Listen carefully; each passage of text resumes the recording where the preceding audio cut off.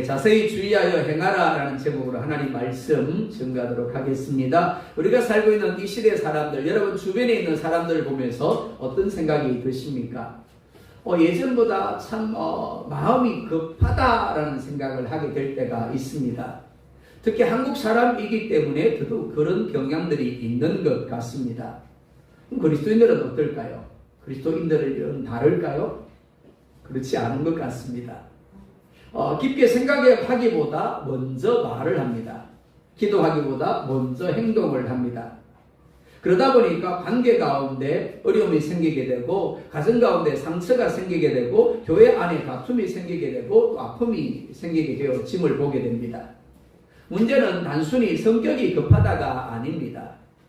하나님의 뜻보다 내 감정과 내 생각과 내 습관이 먼저 움직인다라는 겁니다. 그래서 오늘 말씀을 통하여 하나님은 너희가 어떻게 행할지를 자세히 주의하라 라고 말씀을 합니다. 그리스도인은 생각나는 대로 말하는 사람도 행하는 사람도 살아가는 사람도 아닙니다. 하나님의 다스림을 받으며 살아가는 사람입니다. 믿음은 단순히 교회를 다니는 것이 아닙니다. 예수님을 믿는 사람이죠. 예수님을 어떻게 믿을까요? 자신의 삶의 주인으로 믿는 사람입니다. 자신의 삶의 인도자로 믿는 사람입니다. 그러니까 당연히 예수님의 뜻에 반응하며 살아갈 수밖에 없는 겁니다. 먼저 첫 번째로 자세히 주의하여 행하라 라고 말씀을 합니다. 15절 말씀 함께 보겠습니다. 시작.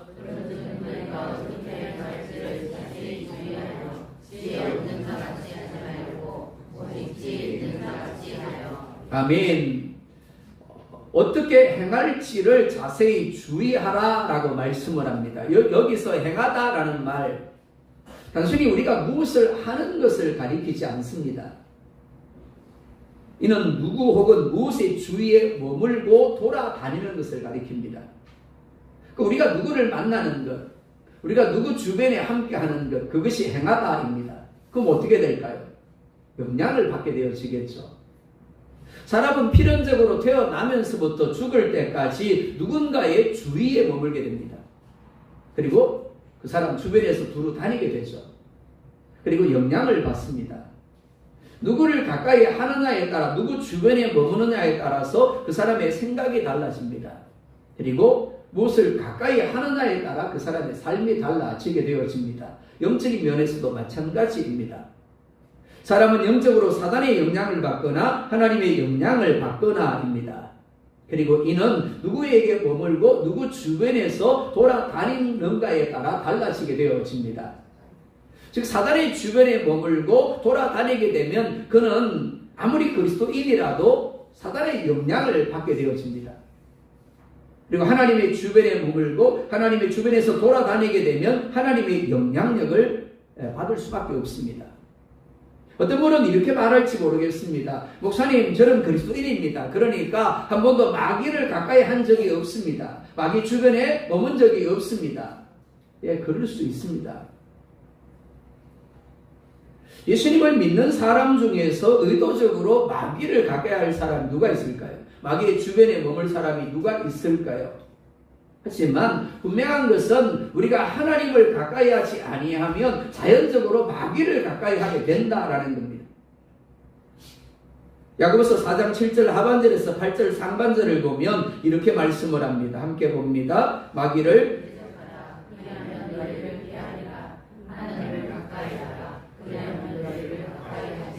아멘. 뭐라 말씀합니까? 하나님을 가까이 하면 하나님이 우리를 가까이 할 것이다.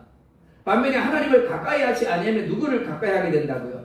마귀를 가까이 하게 된다는 겁니다. 내가 마귀를 가까이 하려고 해서 그렇게 되어지는 게 아닙니다. 하나님을 가까이 하지 않으면 당연히 마귀와 가까워질 수밖에 없는 겁니다. 사랑하는 여러분, 신앙생활은 단순히 교회를 다니고 종교 행위를 하는 것이 아닙니다. 하나님과 동행하는 겁니다. 하나님과 함께 걷는 것입니다. 그렇기 때문에 중요한 것은 내가 오늘 얼마나 하나님을 의식하며 살아가고 있는가 하는 겁니다. 어제 하루를 한번 돌아보시겠습니까? 지난 한 주를 한번 돌아보시겠습니까? 하나님 얼마나 의식하셨습니까? 얼마나 하나님과 함께 걸어가셨죠? 얼마나 하나님과 함께 동행하셨습니까? 하나님이 이스라엘의 첫 번째 왕인 사울을 패하고 다윗을 다음 왕으로 세우시기 위하여 기름을 붓게 합니다. 그런데 이상하게도 하나님이 곧바로 왕이 되게 하지 않습니다. 무려 10년 동안 사울에게 쫓겨 도망을 다니게 하십니다. 그것도 무슨 잘못을 한 것도 아닌데 장인인 사울이 시기심 때문에 사위인 다윗을 죽이려고 한 겁니다. 그리고 이 10년이 다윗을 기도의 사람이 되게 합니다. 즉 무엇을 하기 전에 다윗은 먼저 하나님께 물었습니다. 하나님, 내가 올라갈까요? 하나님, 어디로 올라갈까요? 하나님, 내가 어떻게 할까요? 그리고 그 다음에 하나님이 말씀하시면 또 질문을 했습니다. 내가 어디로 갈까요? 그 다음에 내가 어떻게 할까요? 그리고 하나님이 말씀하신 대로 행하였습니다. 그래서 성경에서 유일하게 하나님이 다윗을 내 마음에 합한 자, 내 마음에 든 자라고 말씀을 합니다. 무슨 말인가 하면 하나님과 함께 걸어갔다라는 겁니다. 이는 우리도 마찬가지입니다. 말하기 전에 하나님을 생각하십니까? 판단하기 전에 하나님께 묻고 있습니까?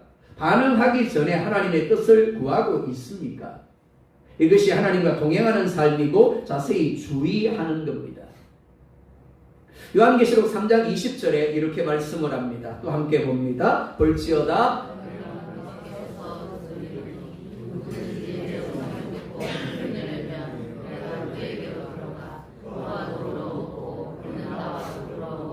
아멘. 한번 물어볼까요? 예수님 영접하셨습니까? 예수님 여러분 마음 안에 계신가요? 예, 라오디게아 교회 성도들도 똑같이 대답을 했을 겁니다. 예수님 영접하셨습니까? 아멘. 예수님 여러분 마음 안에 계십니까? 아멘. 요한계시록 3장 20절 말씀은 교회 밖에 있는 불신자에게 하시는 말씀이 아닙니다. 라오디게아 교회 안에 있는 성도들에게 하시는 말씀입니다. 그들은 예배를 잘 드렸습니다. 그들은 모임도 잘했습니다. 그리고 종교적인 형식도 있었습니다. 그런데 주님은 이렇게 말씀을 합니다. 내가 문 밖에 서 있다. 예배하는 자리에 계셔야 될 주님이, 모이는 자리에 계셔야 될 주님이, 봉사하는 자리에 계셔야 될 주님이 문 밖에 서 있었다라는 겁니다. 무슨 말인가 하면 주님과의 교제가 없었다라는 겁니다. 한마디로 투명 인간이었다라는 겁니다. 즉 그들은 주님을 믿는다고 하면서도 예수님을 진정으로 주인으로 인정하지 않았습니다. 무슨 말인가 하면 삶에서 한 번도 예수님을 가리켜서 내가 어떻게 할까요? 묻지 않았다라는 겁니다. 예수님의 뜻대로 하려고 하지 않았다라는 겁니다. 이 시대 많은 그리스도인들의 삶도 다르지 않습니다. 교회는 다니는데 예수님과 대화하지 않습니다. 기도는 하는데 주님의 뜻은 묻지 않습니다. 주님을 사랑한다라고 하면서도 자기 마음대로 살아갑니다. 그러다 보니까 자신이 얼마나 상처 주는 말을 하고 있는지, 얼마나 자기 중심적으로 행동하는지를 깨닫지 못합니다. 사랑하는 성도 여러분, 예수님은 우리가 예배할 때만 주님이 아니라 우리의 삶의 전 영역에서 주인으로 인정받기를 원하십니다. 그러기 위해서 우리는 익숙한 대로 살지 말아야 합니다. 왜냐하면 과거에 우리는 사단이라는 나무에 붙어 있었습니다. 사단의 주변에 머물렀고 사단의 주변에서 돌아다녔습니다. 그러니까 사단의 영향을 받아서 사단의 방식대로 사는 것이 익숙했습니다. 근데 문제가 뭐라고요? 구원받은 지금도, 그리스도인이 된 지금도 여전히 우리 안에 과거의 생활 습관과 태도들이 남아있다라는 겁니다. 그러다 보니까 그 익숙함이 옳은 줄 알고 여전히 과거의 습관과 태도로 살아간다라는 겁니다. 그러다 보니까 가정에서, 교회에서, 사람과의 관계에서 마땅히 나타나야 될 예수님의 향기가 나타나지 않습니다. 성령의 열매가 맺혀지지 않는 겁니다. 자, 이전에 제가 물었던 질문을 다시 한 번 더 묻습니다. 여러분 남편 보면 예수님 보는 것 같죠? 여러분의 아내를 보면 예수님 보는 것 같죠?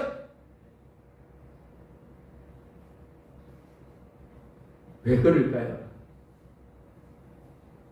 오늘 하나님이 우리를 향하여 자세히 주의하여 행하라고 말씀하시는 이유가 여기 있습니다. 신중해야 한다는 겁니다. 조심해야 한다는 겁니다. 삶의 매 순간마다 나의 태도와 나의 습관들이 하나님의 다스림을 받고 있는지, 즉 하나님의 영향을 받고 있는지, 아니면 사단의 다스림, 사단의 영향을 받고 있는지를 점검하고 확인해야 한다는 겁니다. 문제는 많은 이들이 라오디게아 교인들처럼 자신이 그런 사람이라는 것을 지금 모르고 살아간다는 겁니다. 여러분, 살아가면서 실수하지 않는 사람이 누가 있겠습니까? 살아가면서 잘못하지 않는 사람이 누가 있겠습니까? 이렇게 한번 생각해 볼까요? 여러분 옆에 있는 누군가가 실수를 했어요. 누가 잘못을 했습니다. 그때 여러분 어떻게 반응을 하십니까? 사실 가장 안타까움을 느낄 사람은 실수를 한 자기 자신입니다. 잘못을 한 자기 자신입니다. 실수를 하고는 어쩔 줄 몰라요. 근데 남편이 뭐라 그러냐면, 아니 왜 그렇게 해? 그럼 어떨까요? 분명히 내가 잘못했어. 내가 실수했어. 그래서 어쩔 줄 몰라는 마음이 있어. 근데 남편이 그렇게 반응하면 여러분 어떻습니까? 잘못했기 때문에 고개를 숙이죠? 실수했기 때문에 고개가 숙여지죠? 그럼 얼마나 좋겠어요. 그죠? 내가 실수하고 싶어서 실수한 줄 알아? 네, 아마 그러실 겁니다. 그렇습니다. 우리는 그 순간에 신중하지 못합니다. 우리는 그 순간에 익숙한 대로 과거에 사단이 시키던 대로의 습관을 따라 책망의 말을 내뱉는 겁니다. 비난의 말을 내뱉는 거죠. 괜찮아. 누구나 실수할 수 있어. 누구나 잘못할 수 있어. 그럼 어떻다고요? 그것에 하나님의 행복해 하시는 거죠. 근데 나도 모르게 익숙함으로 반응함으로 말미암아 그곳에 누가요? 사단이 춤을 추는 겁니다. 하나님은 우리가 하는 말에 있어서, 우리가 하는 행동과 습관과 태도에 있어서 우리가 좀 더 신중하고 좀 더 주의하기를 원하십니다. 빨리 반응하는 것이 중요한 것이 아니라는 겁니다. 늦게 반응하더라도 하나님의 뜻대로 반응하는 것이 중요한 겁니다. 하나님 나라에 들어갈 자로, 지금 하나님의 다스림을 받는 자로 반응하는 것이 중요한 겁니다. 마태복음 7장에 뭐라 말씀합니까? 나더러 주여 주여 하는 자마다 다 천국에 들어갈 것이 아니요 오직 하늘에 계신 내 아버지의 뜻대로 행하는 자라야 들어가리라. 잘 아시네요. 그러기 위해서 어떻게 하라고요? 자세히 주의하여 행해라. 내 삶의 순간마다 예수님의 곁에 머물러라. 그리고 예수님의 영향을 받으라 라고 하십니다. 두 번째로 지혜 있는 자가 되라 라고 말씀을 합니다. 15절 하반절 봅니다. 시작.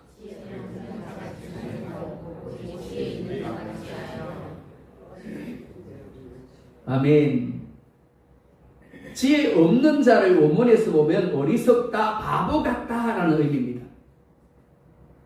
여러분들 지혜 없는 자라고 여기시는 분 계십니까? 네, 하나님 일을 좀 하자 그러면 어떤 분이 그래요?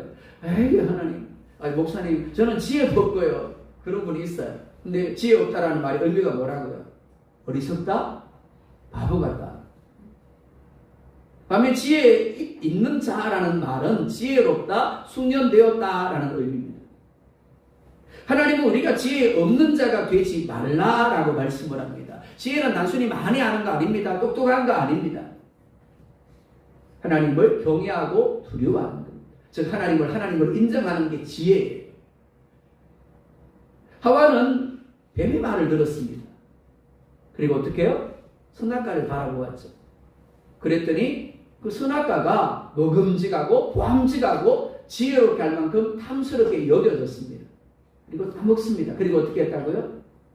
자기만 먹으면 그러니까 남편에게 해서 남편에게도 주어서 공범이 되게 만들었어요. 가룟자는 어떻습니까? 예수님과 무려 3년 동안 함께 했습니다. 근데 계속해서 공금을 훔쳐냅니다. 나중에 어떻게 하죠?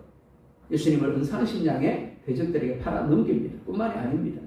자신의 잘못을 깨닫고 난 이후에도 여전히 그는 자기 마음 안에서 올라오는 잘못된 소리에 반응을 합니다. 옥매어 죽으리라 라고 말씀하죠. 하와도 그리고 가룟유다도 자기 생각을 따라갔습니다. 자기 지혜를 따라갔습니다. 그 결과 망했습니다. 사단은 지금도 우리 주변을 맴돌며 계속해서 우리에게 이렇게 속삭입니다. 그 정도는 괜찮아. 네가 맞아. 그렇게 하는 게 좀 어때? 조금만 화내는 게 좀 어때? 다른 사람도 다 그러잖아. 하지만 성령님은 우리에게 멈추라고 하십니다. 그리고 기도하라고 하시고 사랑으로 말하라고 하시고 용서하라고 말씀하시고 참으라고 하십니다. 더 기다려주라고 말씀하세요. 지에 있다가 숙련되었다라는 의미라고 했습니다. 이 숙련되었다라는 것은 세상적으로 인간적으로 숙련되었다는 의미가 아닙니다. 하나님께 대하여 말씀에 대하여 숙련된 사람을 가리킵니다. 이를 마태복음 5장에서는 온유한 자라고 말씀을 합니다. 동물원 가보셨을 겁니다. 사자가, 호랑이가, 큰 코끼리가 사육수가 의도하는 대로 움직입니다. 앉아 그러면 앉죠. 뛰어 그러면 뜁니다. 그게 온유한 거예요. 믿음의 사람들이 하나님께 길들여진 것, 그것이 숙련된 것이고 온유하다 합니다. 그런 사람이 되라라는 겁니다. 우리 16절에 이렇게 말씀을 합니다. 16절 봅니다. 시작. 공동번역 성경도 함께 봅니다. 시작.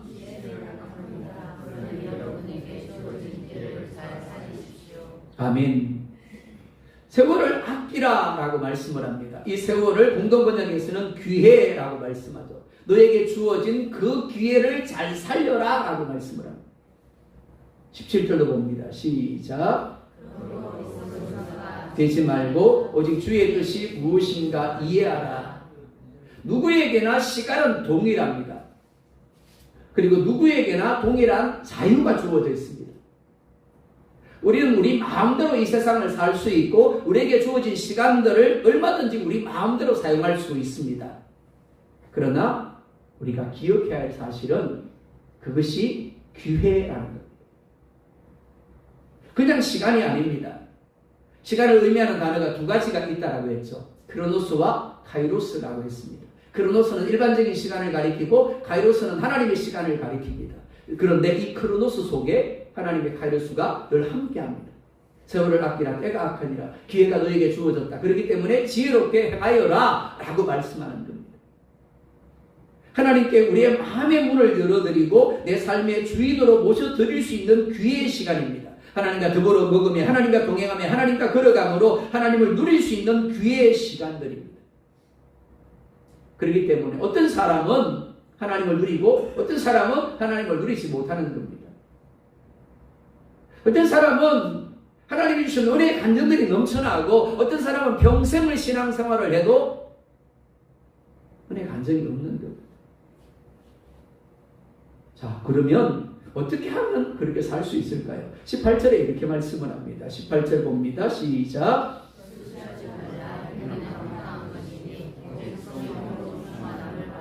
아멘. 술에 취하지 말고 성령에 취하라 라고 하십니다. 술에 취하면 어떻게 될까요?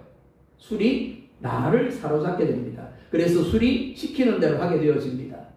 이는 성령 충만도 마찬가지입니다.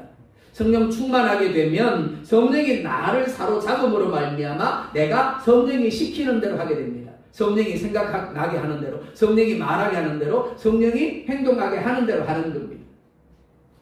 한번 물어볼까요? 술이 사람을 취하게 할까요? 아니면 내가 술 취하게 하는 걸까요?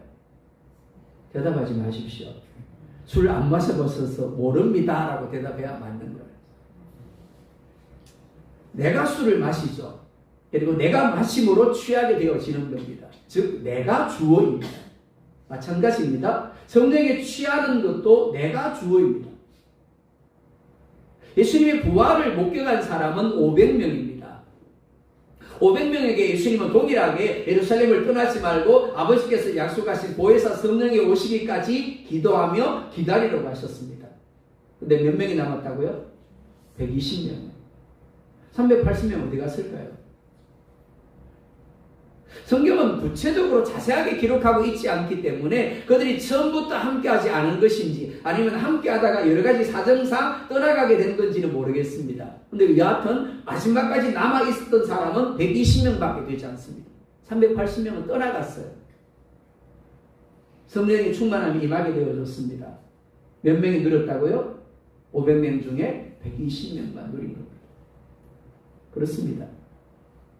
내가 술을 받아들임으로 술에 취하는 것처럼 내가 성령님께 믿음으로 반응함으로 말미암아 성령의 충만함이 내게 누려지는 겁니다. 성령의 충만함만 그런 게 아닙니다. 데살로니가전서 5장 19절에 이렇게 말씀을 합니다. 함께 봅니다. 시작.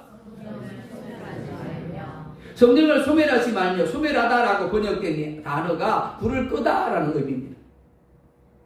성령은 소멸되는 존재가 아니에요. 우리 안에 성령이 계십니다. 근데 성령의 불이 꺼질 수 있다는 거예요. 어떻게 해요? 생일 축하하시잖아요. 생일 축하합니다. 그리고 후 불죠. 불이 한 번에 꺼지던가요? 안 꺼지죠. 한 번에 잘 안 꺼집니다. 근데 몇 번 불면 꺼지죠. 성령을 소멸하다가 그런 의미입니다. 계속해서 성령님을 향하여 믿음으로 반응하지 않습니다. 불순종합니다. 그럼 어떻게 된다고요? 성령이 침묵해버린다는 거예요.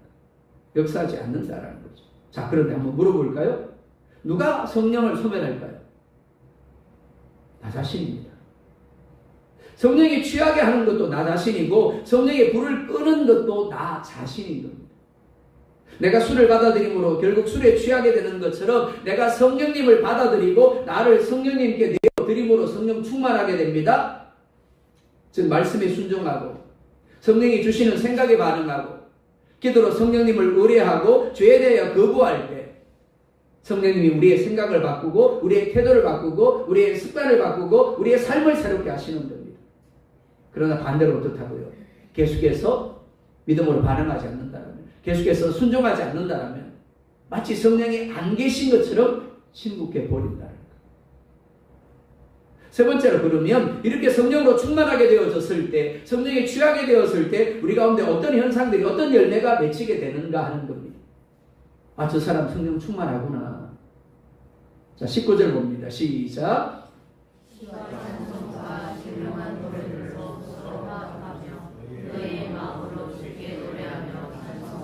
아멘. 찬송하게 된다라고 말씀을 합니다. 시와 찬송과 신령한 노래를 서로 부른다라고 말씀합니다. 마음으로 주께 노래하며 찬송한다라고 말씀을 합니다. 시, 찬송, 신령한 노래, 각각 다른 단어들을 사용하고 있지만 같은 말입니다. 그럼 어떤 때 찬송하세요? 기분 좋을 때, 그죠? 마음이 즐거울 때 나도 모르게 찬송이 나오죠. 그렇습니다. 찬송은 기쁨과 즐거움을 표현하는 도구입니다. 아, 내가 기뻐요. 내가 지금 즐거워요. 내가 지금 행복해요. 그래서 찬송하는 거죠. 그러니까 내 마음에 울분이 가득하고 내 마음에 원망이 가득할 때 찬송하는 것은 정말 힘든 일입니다. 무엇보다 찬송과 가사가 내 마음에 와닿지 않아요. 동의가 안 돼요. 그럼 어떨까요? 찬송하는 시간이 마치 지옥에 있는 것 같이 느껴질 수도 있는 겁니다. 하지만 성령에 취하게 되면, 성령으로 충만하게 되면 자신도 알지 못하는 기쁨이 마음속에서 넘쳐나는 경험을 하게 되어집니다. 바울이 복음을 전하다가 39대 매를 맞습니다. 그리고 옥에 갇힙니다. 당연히 온몸이 피투성이가 되었을 것이고 온몸이 아팠을 겁니다. 도저히 찬송할 수 있는 상황이 아닙니다. 그런데 사도행전 16장 25절을 보면 이렇게 말씀을 합니다. 함께 봅니다. 한밤중에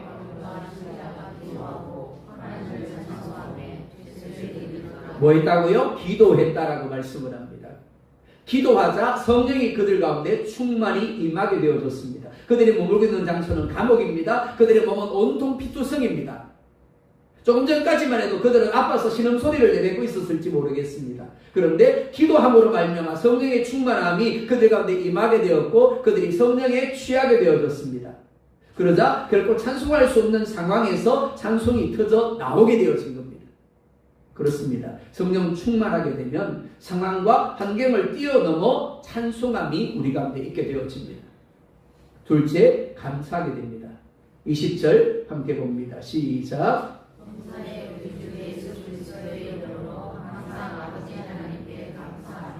범사에 그리고 항상 감사하며 라고 말씀을 합니다. 그런데 단서가 붙어 있죠.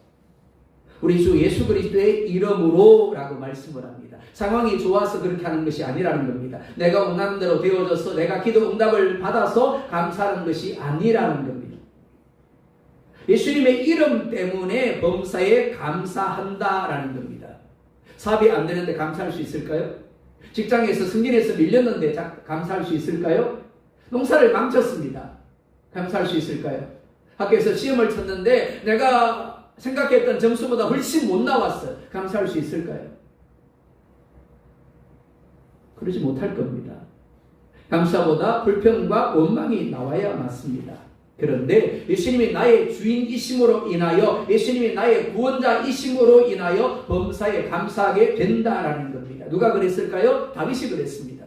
시편 23편을 보면 여호와는 나의 목자시니 내게 부족함이 없으리로다 라고 고백을 합니다. 그런데 또한 이렇게 고백을 합니다. 내가 사망의 음침한 골짜기를 다닐지라도, 다윗이 여호와가 나의 목자십니다, 내게 부족함이 없습니다라고 고백했던 그 상황이 죽을 것 같은 상황이었다라는 겁니다. 다윗이 어떻게 그렇게 고백할 수 있었을까요? 그가 나를 실마른 물가로 푸른 초장으로 인도하시는도다. 그렇습니다. 하나님이 나의 목자가 되셔서 지금은 죽을 것 같지만 실마른 물가로 푸른 초장으로 인도하시고 원수의 목전에서 내게 상을 베풀어서 내 머리에 기름을 부으심으로 잔이 넘치게 할 것을 믿었기 때문입니다. 그러니까 감사할 수 있었던 거죠. 갈렙도 마찬가지입니다. 민수기 14장 8절에 이렇게 말씀을 합니다. 함께 봅니다. 여호와께서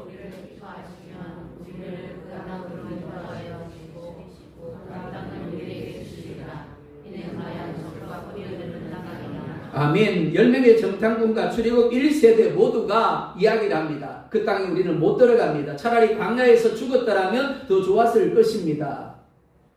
그리고 그들이 고백한 대로 모두 광야에서 죽습니다. 근데 갈렙은 뭐라고 이야기합니까? 여호와께서 우리를 기뻐하신 우리를 그 땅으로 인도하여 들이시고 그 땅을 우리에게 주실 것입니다. 그렇습니다. 갈렙은 하나님을 향하여 믿음으로 고백할 수 없는 그 상황 가운데서 믿음으로 고백합니다. 미리 찬송하고 미리 감사합니다. 그리고 그 믿음대로 하나님이 그를 가나안에 들어가게 하시고 그에게 가장 넓은 땅을 차지하게 하셨습니다. 사랑하는 여러분, 믿음은 상황에 반응하는 게 아닙니다. 하나님과 하나님의 말씀을 신뢰함으로 의지하고 맡기는 것입니다. 이런 사람은 얼마든지 부정적인 상황에서도 찬송하며 감사하게 되어지는 겁니다. 그리고 그 고백을 하나님이 들으시고 행하시는 겁니다. 하나님이 살아계십니다. 하나님 나의 걸음을 끌고 계십니다. 하나님이 가장 좋은 길로 인도하십니다. 하나님이 합력하여 선을 이루십니다. 그 고백을 하나님이 들으시고 이루시는 겁니다. 세 번째, 서로에게 복종하게 되었습니다. 21절 함께 봅니다. 그리스도를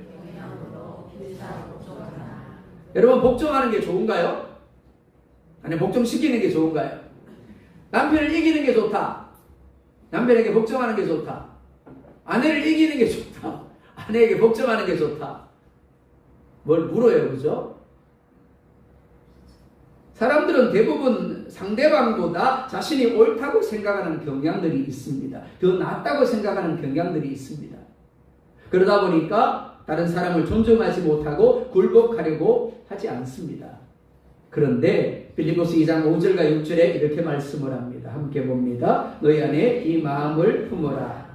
그리스도 예수의 마음이니 그는 근본 하나님의 본체시나 하나님과 은근을 절제할 것을 열심히 하시고 오히려 자기를 비워 동의 형제를 가져사 사람들과 같이 되셨고. 아멘. 예수님이 어떻게 하셨다고? 자기를 비우셨다라고 말씀을 합니다. 낮아지셨다라고 말씀합니다. 십자가에서 죄인이 되어 죽으셨습니다.